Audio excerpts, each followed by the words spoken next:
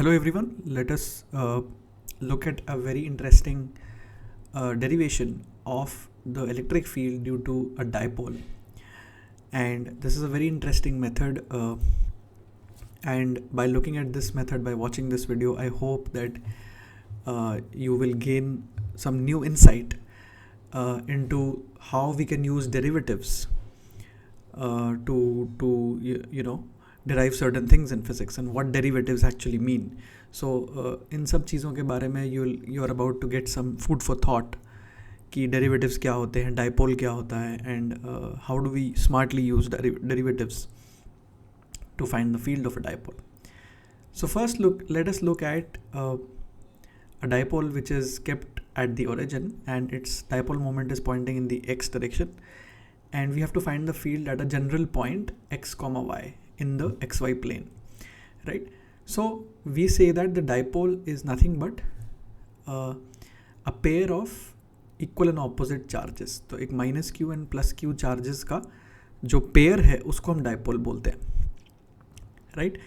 Such that the dipole moment is defined by the magnitude of the dipole moment is defined by q times 2a, where 2a is the separation between the two charges. So and the electric dipole moment of the dipole is a vector which points from the negative charge to the positive charge. So the location of the negative charge to the location of the positive charge, this is the direction of the electric dipole moment, right? And the magnitude is q times 2a, right? So if we want to find the field at a point x comma y, then we must have this condition that the distance from the center of the dipole, तो center of the dipole यहाँ पे origin होगा, which is the midpoint of the two charges basically, that is known as the center of the dipole, right? तो वहाँ से जो distance है इस point का, that must be large in comparison to the size of the dipole, and large in comparison to the distance between the two charges, right? And in the ideal limit where the dipole is assumed to be a point size object, a very small object, we say that the separation between the charges approaches zero, right? तो अगर separation को हम बहुत छोटा मान लेते हैं, the separation is going to zero, then we are assuming that that dipole is a point object, right? And that is an ideal limit. So dipoles obviously हम study कर रहे हैं because they exist in real materials. तो जैसे dielectrics जो materials होते हैं, जैसे कोई भी atom होता है तो उसमें negative और positive charges होते हैं, and sometimes the negative and positive charges का जो मतलब सेंटर होता है, जैसे सेंटर ऑफ मास होता है ऐसे सेंटर ऑफ चार्ज होता है for negative and positive charges. So वो कोइंसिडेंट होता है कभी कभी, और कभी कभी ऐसा होता है कि the negative and positive charges का जो सेंटर है वो कोइंसाइड नहीं कर रहा है. So basically inside an atom there is some kind of separation of negative and positive charge even though the net charge is zero.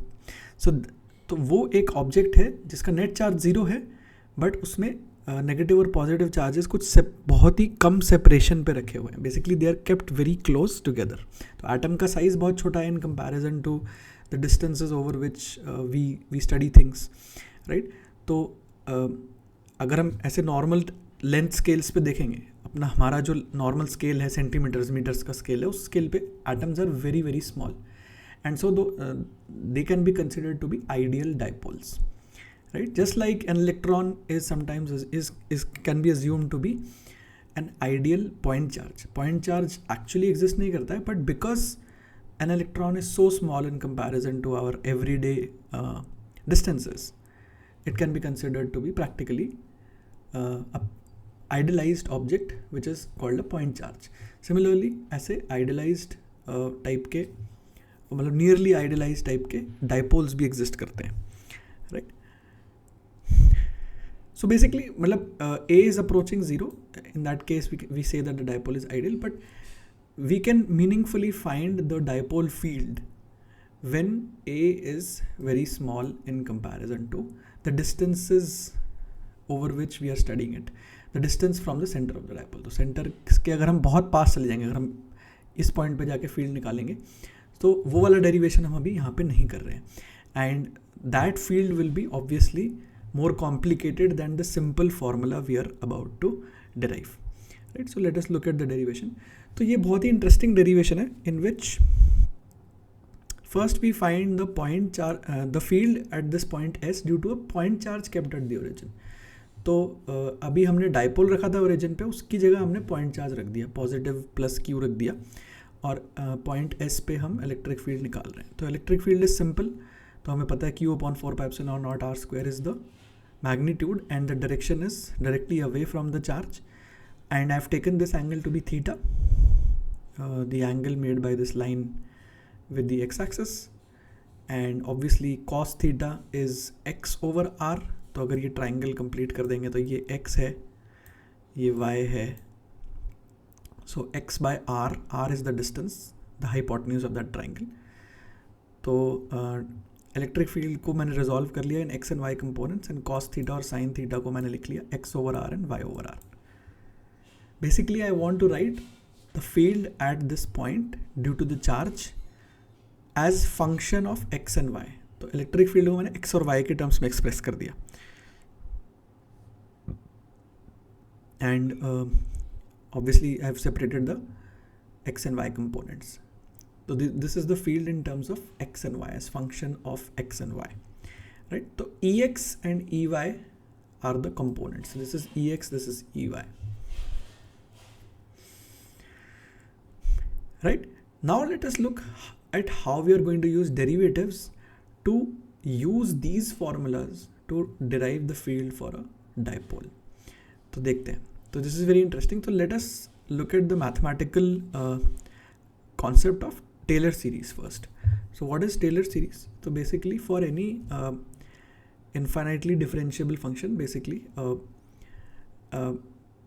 if I am at a point x, right? So x कोई एक point है जहाँ पे मेरे को function की value पता है, so I know the function value fx, and I want to use the derivative, the first derivative, the second derivative, the third derivative, ये सारे derivatives भी मेरे को पता है उस फंक्शन के, उस पॉइंट के ऊपर। तो कोई पॉइंट है x, let's say x equal to 5 है, x इक्वल टू 5 पे मेरे को किसी फंक्शन की वैल्यू पता है, उसके डेरिवेटिव्स पता है, first derivative, second derivative, third derivative.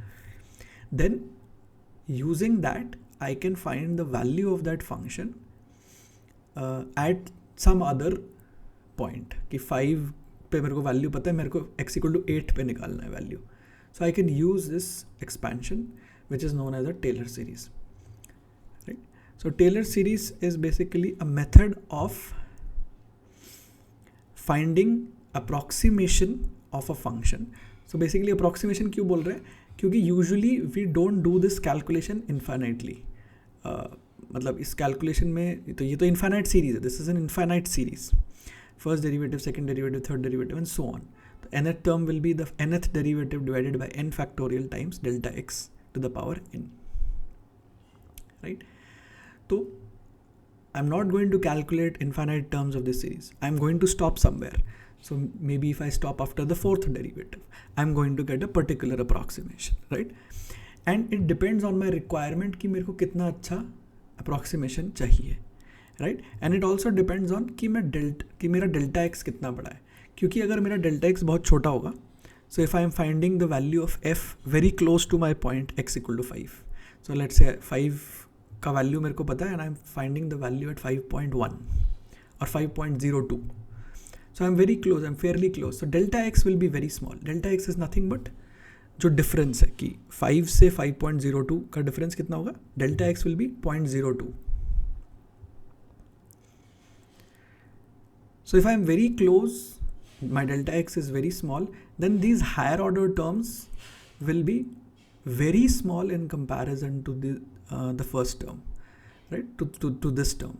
तो ये टर्म जितना छोटा है उससे बहुत छोटा ये टर्म होगा, क्योंकि इसमें डेल्टा एक्स का स्क्वायर है। So every time for every next term I am multiplying by delta x, and if delta x is small then every next term will be much smaller in comparison to this, and therefore for a sufficiently small value of delta x, I can stop the approximation here and still the approximation will be very close to my actual value of f.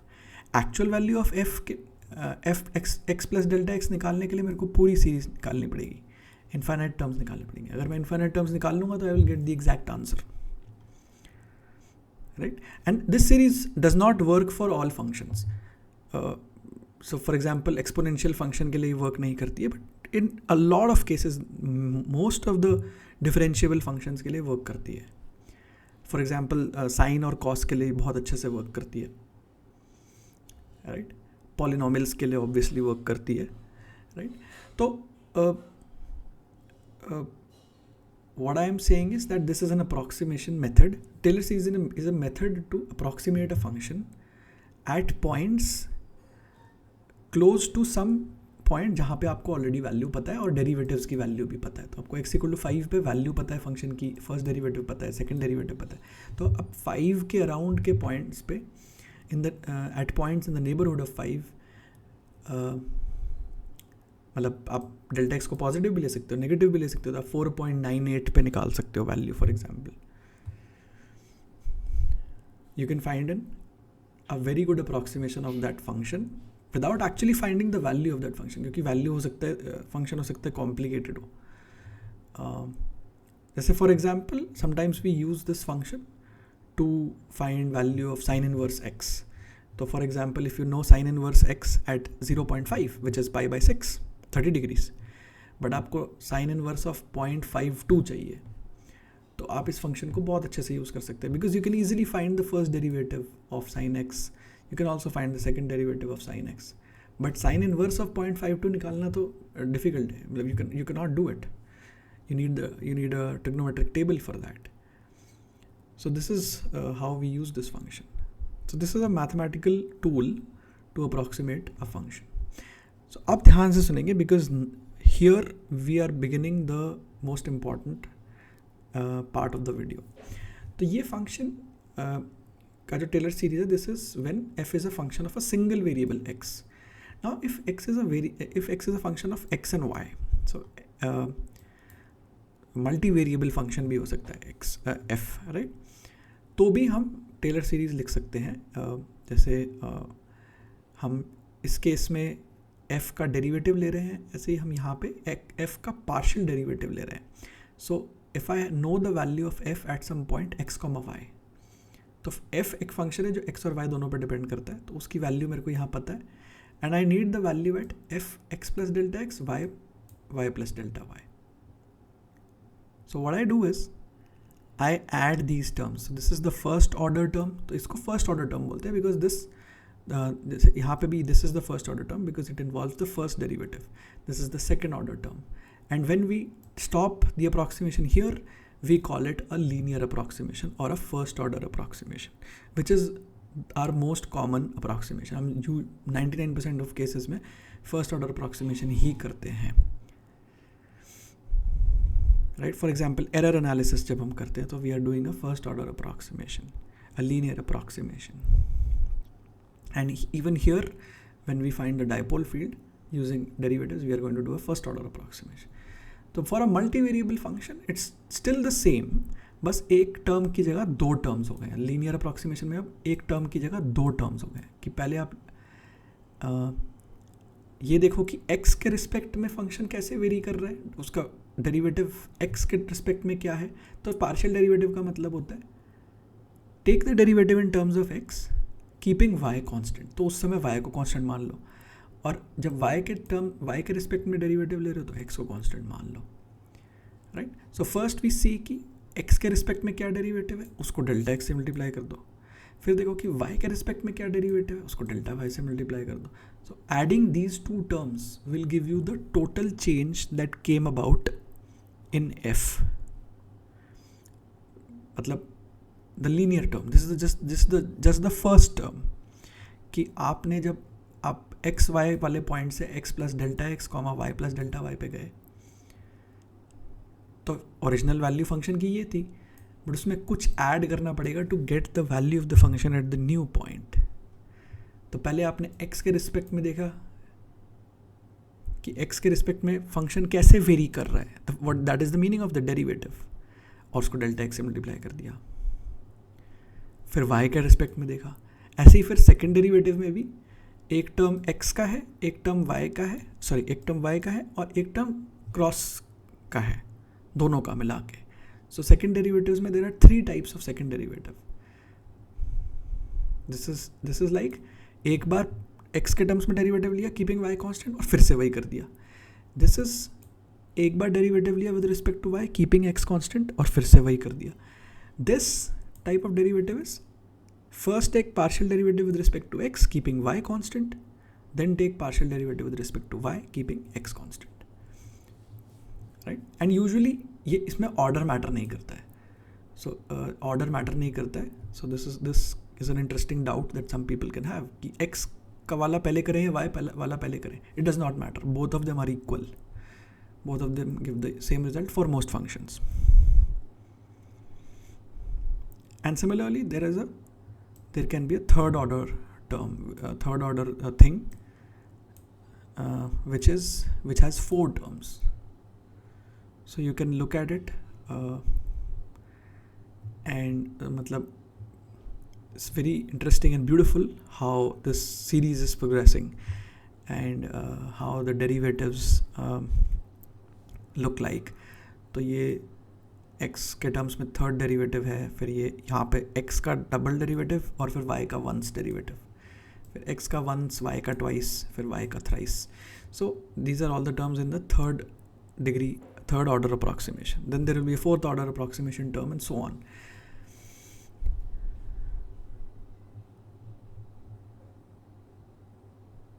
So now let us look at how we are going to use the Taylor series for a multivariable function, this one, to find the derivative due to a dipole.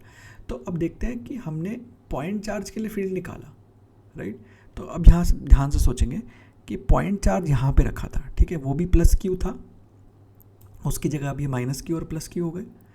तो अगर मेरे को charge यहाँ पे रखा था और उसकी वजह से एस पे फील्ड पता है, suppose I am concentrating only the x component of the field, कि जब चार्ज यहाँ पे रखा होता है और यहाँ पे मैं फील्ड निकाल रहा होता हूँ, उसका एक्स कंपोनेंट निकाल रहा होता हूँ, तो बेसिकली वो एक्स कंपोनेंट एक एक्स का फंक्शन ही तो है, एक्स और वाई का एक फंक्शन ही तो है, कि जब मैंने चार्ज को ओरिजिन पे रखा and I am finding the field at some point x comma y, let's say I am finding the x component of the field E x, तो वो ई एक्स जो होगा वो x और y का एक फंक्शन ही तो है, कि if I go to different points in this plane I get different values for that function.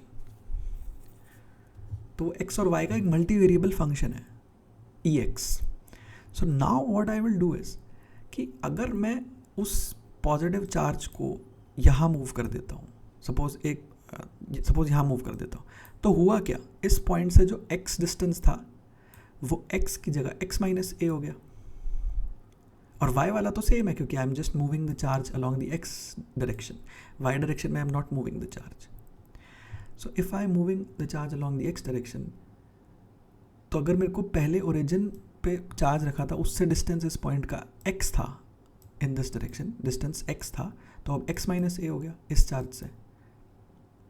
तो इस चार्ज का फील्ड मैं कैसे लिखूंगा, I will use a Taylor approximation to change to get my value of the function at x minus a, कि ex जो electric field का function था उसकी वैल्यू मेरे को x पे पता है और मैं x माइनस a पे उसकी वैल्यू निकालना चाहता हूँ, and the point a, x minus a is a point very close to x because a is very small.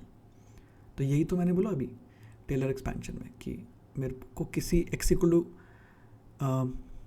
मतलब अब मल्टी वेरिएबल फंक्शन है तो x कॉमा वाई पे मेरे को वैल्यू पता है उस फंक्शन की, मेरे को x माइनस ए कॉमा वाई पे निकालनी है। y तो सेम है अभी क्योंकि चार्ज से जो डिस्टेंस है y डायरेक्शन में जो डिस्टेंस है वो तो अभी भी y है पहले की तरह। So if my x component of field was this, I will have to add a certain term to it, जैसे यहाँ पे मैंने किया कि मेरे को f of x plus y x comma y पता है, this is my original E x function of x and y, तो उसमें मेरे को ये एक ये लीनियर अप्रॉक्सीमेशन का टर्म ऐड कर देना चाहिए ताकि मेरे को ये वाली फंक्शन की वैल्यू पता चल जाए। अब यहाँ पे डेल्टा वाई तो ज़ीरो है क्योंकि वाई वाली वैल्यू हम चेंज ही नहीं कर रहे, तो ये भी ज़ीरो हो जाएगा और ये भी ज़ीरो है, तो हमें बस एक टर्म ऐड करना है। तो this is what I did here कि x component of the field due to plus q at x will be ex plus this term, the first derivative of the function with respect to x multiplied by delta x। Delta x कितना है? Minus a. कि charge यहाँ पे था, तो किसी को यहाँ पे कन्फ्यूजन भी हो सकता है कि आप तो चार्ज को मूव कर रहे हो, पॉइंट को तो मूव कर ही नहीं रहे, बट इफेक्टिवली तो सेम चीज़ हो रही है ना, कि जब मैं चार्ज से x डिस्टेंस पे था तो फंक्शन की वैल्यू पता थी, और अब चार्ज से मैं x माइनस ए डिस्टेंस पे हूँ। वेदर माई पॉइंट मूव्ड और whether the charge moved, it does not matter, the function does not come to know about that. The function only knows कि पहले आप चार्ज से x कॉमा वाई डिस्टेंस पे थे, मतलब x distance was x and y distance was y. Now your x distance has become x minus a. So you will have to add a linear approximation term to get the right answer. And this is an approximation. But it will be a very good approximation in the case when a is extremely small. So it's an approximation, but it is our correct answer because a is extremely small.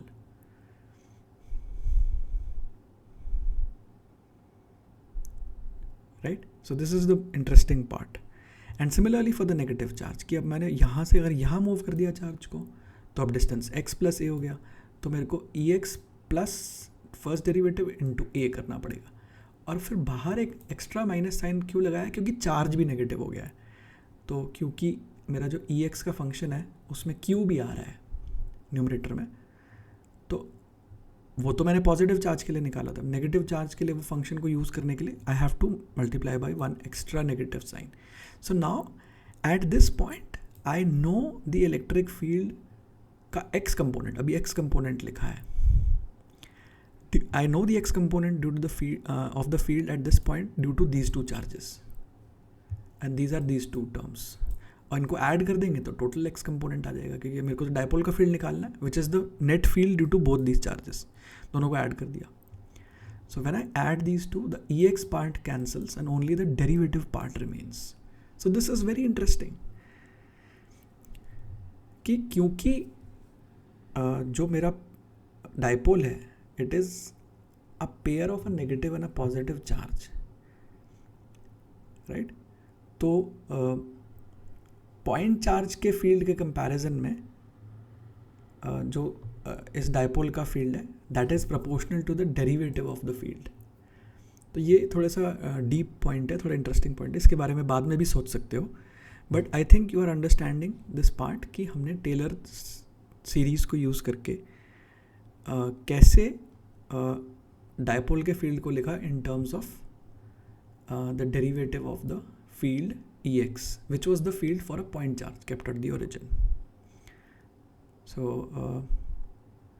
So we are getting this. So this is the x component of the field and similarly for the y component. तो यहाँ पे थोड़ा careful रहना है कि अभी हम x और वाई कंपोनेंट दोनों निकाल रहे हैं, बट डेरिवेटिव दोनों का एक्स के टर्म्स में ही है, क्योंकि dipole is kept along the x axis. तो जो डिस्टेंस है इस पॉइंट का from the two charges of the dipoles, वो डिस्टेंस एक्स वाला ही चेंज हो रहा है in comparison to the original point charge. Y वाला डिस्टेंस तो हमेशा वाई ही मेंटेन्ड है, पहले पॉइंट चार्ज के लिए भी और इन दोनों चार्जेस के लिए भी. सो मतलब वाई के रिस्पेक्ट में कोई चेंज नहीं आ रहा है, right? So this is the E x, this is the x component of the dipole field, this is the y component of the dipole field. तो अब बस डेरिवेटिव लेना बचा है कि जो पॉइंट चार्ज का इलेक्ट्रिक फील्ड था उसका x डेरिवेटिव ले लो, partial derivative with respect to x keeping y constant. तो ये डेरिवेटिव तो आई थिंक सबको लेना आता होगा कोशेंट रूल से. It's not complicated.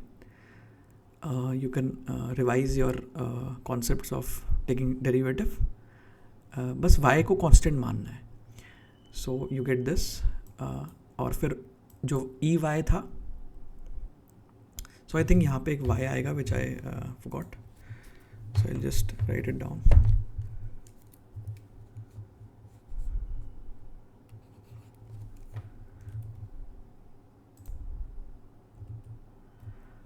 So just taking the derivative of this, again y is constant, x के टर्म्स में डेरिवेटिव ले रहे हैं, तो केयरफुली करना है इसको. It's also important to do these calculations very carefully, इसमें गलती हो सकती है.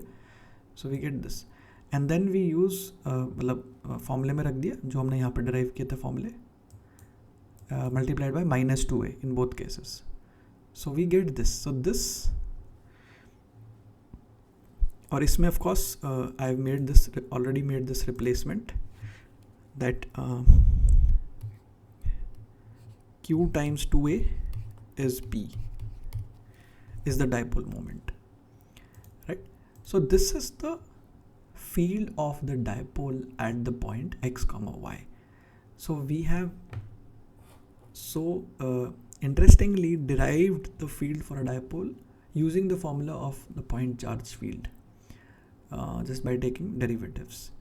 And of course we can make these substitutions also, x equal to r cos theta, y equal to r sin theta, to convert this formula into r theta form. कि मैंने dipole x axis के along रखा हुआ है in origin पे, and now I am at a point r comma theta. So this is my coordinates in polar form. So this is my polar coordinates. तो polar coordinates क्या होते हैं कि किसी भी पॉइंट के कोऑर्डिनेट्स हम ऐसे नाप सकते हैं कि किसी पॉइंट को ऐसे आइडेंटिफाई कर सकते हैं कि it is at a distance r from the origin and it is an angle theta, at an angle theta from the origin. तो ये दो नंबर्स स्पेसिफाई करके, r और थीटा स्पेसिफाई करके, where theta is between 0 and 2π, दो number specify कर, and r is between 0 and infinity. We can by identifying these two numbers, we can give a coordinate, give coordinates to all the points in the xy plane. तो ये r comma theta form में है, because I think you have studied the if you are watching this video, you have probably studied the dipole field and you have studied this polar form also. And now as a last step we can also find the radial and tangential components of the dipole field. कि अभी तो x और y components निकाले हैं मैंने यहाँ पे, this is my x and y components. तो ये r और थीटा वाली जो डायरेक्शंस हैं, ये डायरेक्शंस होती है मेरी.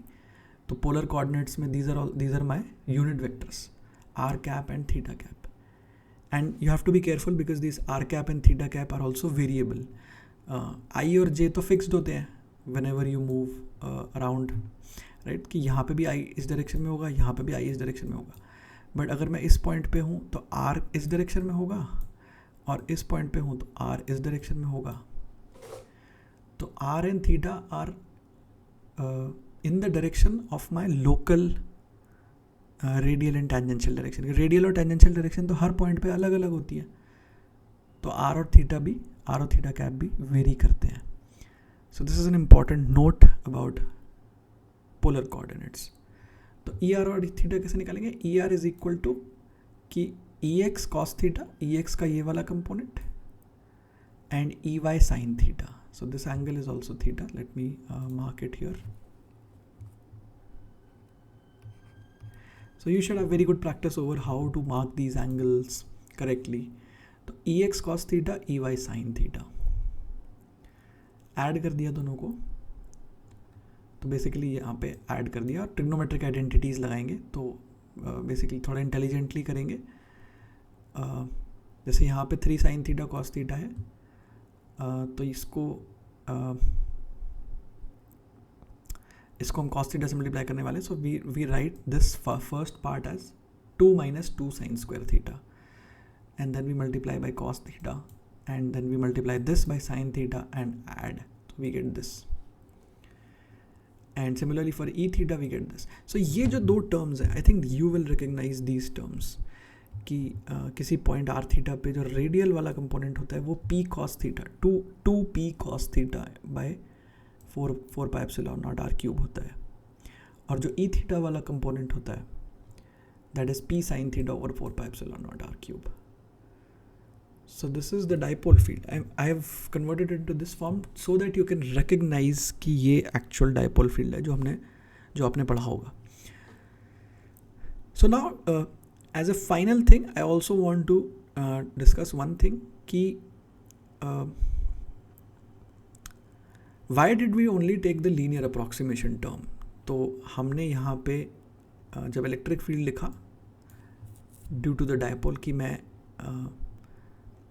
फंक्शन की वैल्यू x पे पता थी, x माइनस ए पे निकालनी थी, तो मैंने फर्स्ट ऑर्डर टर्म ऐड कर दिया according to this Taylor expansion. Why did I not add the second order term और the third order term, right? तो this is because a is very small, right? So the answer is that a is very small, and this is the reason why a has to be very small in comparison to your distance from the dipole. कि अगर हम dipole के बहुत पास चले गए तो suppose मतलब this x, y वाला जो पॉइंट है वो पास है, like now a is no longer small in comparison to x, right? तो क्या होगा कि because a is not small, so we will have to take the higher order terms. इसको एक तरीके से और देख सकते हैं यहाँ पे कि when I have taken the first derivative, so this is the first derivative, right? Now for the higher order terms I will have to take the second derivative as well, right? And अगर Taylor expansion में देखें तो second order derivative में मेरे को delta x square multiply करना है. अब देखो y वाले पार्ट्स तो ज़ीरो होंगे क्योंकि डेल्टा y ही ज़ीरो है. आई am not moving in y at all, right? तो ये वाला टर्म आएगा सेकेंड ऑर्डर में और थर्ड ऑर्डर में भी सिर्फ ये वाला टर्म आएगा. बट सेकेंड ऑर्डर में जब वाला टर्म जब लिखेंगे तो उसको ए स्क्वायर से मल्टीप्लाई करेंगे, सेकेंड डेरिवेटिव लेंगे और ए स्क्वायर से मल्टीप्लाई करेंगे. This is the important bit, right? तो when I take the second derivative over here, right, तो या डायरेक्टली यहाँ पे देख लेते हैं कि जब मैंने यहाँ पे p लिखा है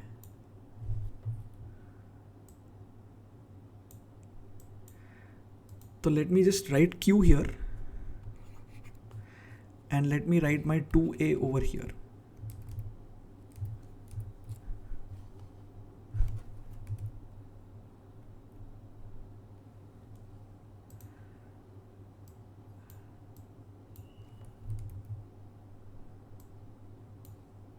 So let me write my 2a over here, right? तो अब अगर इसको मैं देखता हूँ, so this term,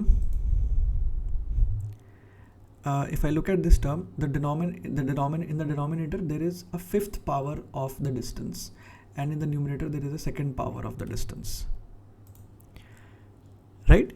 तो अगर मैं एक हाफ पावर को बाहर निकाल लेता हूँ suppose, so let me do something here.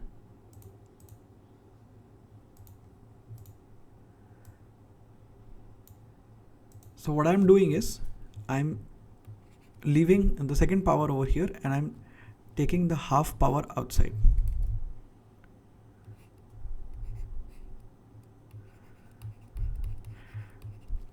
Right? So stay with me. This is quite interesting. This is the final interesting point about this whole method. तो ये जो पूरी चीज़ है, this is something like q upon 4 pi epsilon naught, and this is second power in up top and this is fourth power below. So as a whole this whole thing is 1 by r square, something like a 1 by r square in terms of जो उसकी degree है. तो degree के terms में वो 1 by r square है. So this whole thing is just like a point charge का electric field. And similarly for this, इसमें भी हम सेम चीज़ कर सकते हैं क्योंकि डिग्री तो दोनों में सेम है. तो basically in comparison to the original point charge field हुआ क्या कि ये जो टर्म है ये ऐड हो गया, ये टर्म मल्टीप्लाई हो गया a upon under root x square plus y square, right? तो if a is not small enough तो क्या होगा जब आप अगली बार डेरिवेटिव लोगे, आप इस चीज़ का भी फिर से डेरिवेटिव लोगे. मैंने बोला कि हायर सेकेंड ऑर्डर टर्म निकालने के लिए आपको सेकेंड डेरिवेटिव लेना पड़ेगा और ए स्क्वायर से मल्टीप्लाई करना पड़ेगा, राइट। तो अब डेरिवेटिव जब भी लेते हो तो क्या होता है, क्योंकि आप एक्स के टर्म्स में डेरिवेटिव ले रहे हो और this is something like 1/x square, मतलब in terms of degree I am saying कि दिस इज मतलब इफेक्टिवली इस पूरी चीज़ में x की डिग्री -2 है, x की पावर x की डिग्री -2 है। तो जब आप डेरिवेटिव लोगे तो x की डिग्री -3 हो जाएगी, राइट। तो सेकेंड डेरिवेटिव में x की डिग्री -3 होगी, राइट। एंड मतलब ये भी मल्टीप्लाइड होगा बेसिकली। तो मतलब ऑफ कोर्स मैंने 2 पार्ट्स में कर लिया। यहाँ पे degree obviously is not -2, degree is -5/2 basically. So let me just check once. So 4 + 1 5 below and 2 above. So degree is 3, -3. So degree is -3 but a भी multiplied है यहाँ पे। तो मतलब इस पार्ट को मैंने अलग निकाल लिया है। तो इस पार्ट में जो डिग्री है दैट इज -2। तो अगली बार मैं a से फिर से मल्टीप्लाई करूँगा और एक बार फिर से डेरिवेटिव लूँगा तो क्या होने वाला है। सो इसको थोड़ा सा क्लीन अप भी कर लेते हैं just so that it doesn't bother us.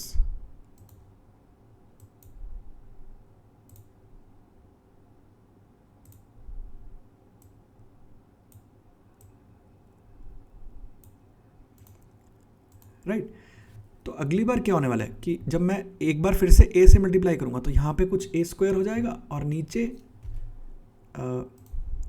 फिर से मैं एक extra x square + y square under root को बाहर निकाल लूँगा। तो I will get x square + y square over here, और अंदर डिग्री कुछ सिमिलर सी रहेगी, मतलब सेम ही रहेगी, right.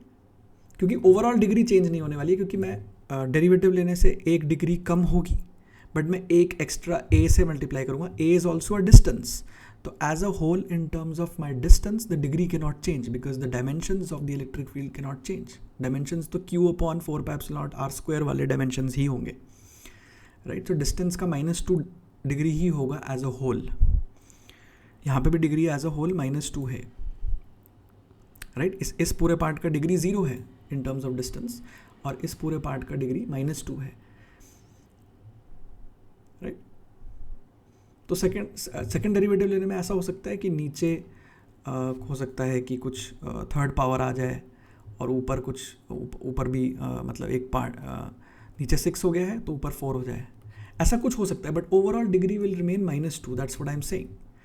So the point I am trying to make is this, that जब हमने फर्स्ट डेरिवेटिव लिया तो हुआ क्या कि पॉइंट चार्ज के फील्ड के साथ कुछ a/√x² + y² जैसा मल्टीप्लाई हो गया इफेक्टिवली। जब हमने सेकेंड डेरिवेटिव लिया तो भी यहाँ पे कुछ पॉइंट चार्ज के फील्ड जैसा ही था, क्योंकि उसमें degree of distance was -2, but फिर a² / x² मल्टीप्लाई हो गया।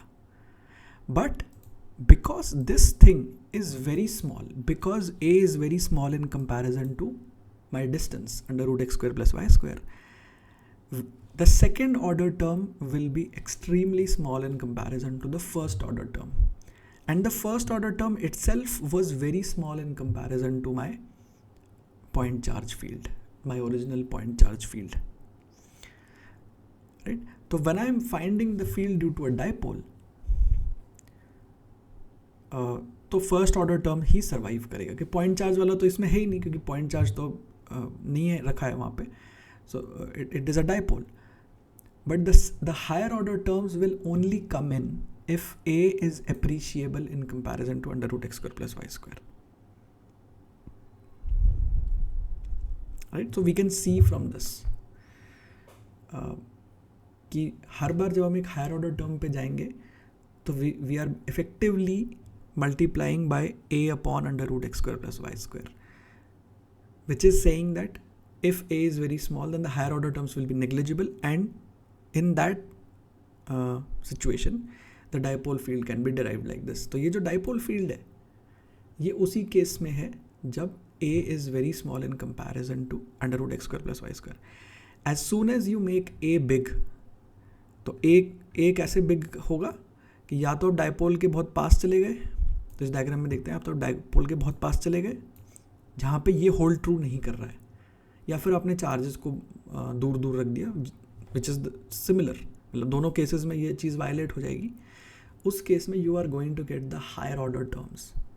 You can find the field using the same method, but the higher order terms will also come in, and the higher order terms will make the field more complicated. आपका result आ जाएगा, but you will have to find the second derivative, third derivative. For example, if A is somewhat appreciable in comparison to this, then maybe the second order term पे जाके हम रोक सकते हैं कि second order term या third order term तक रोक सकते हैं.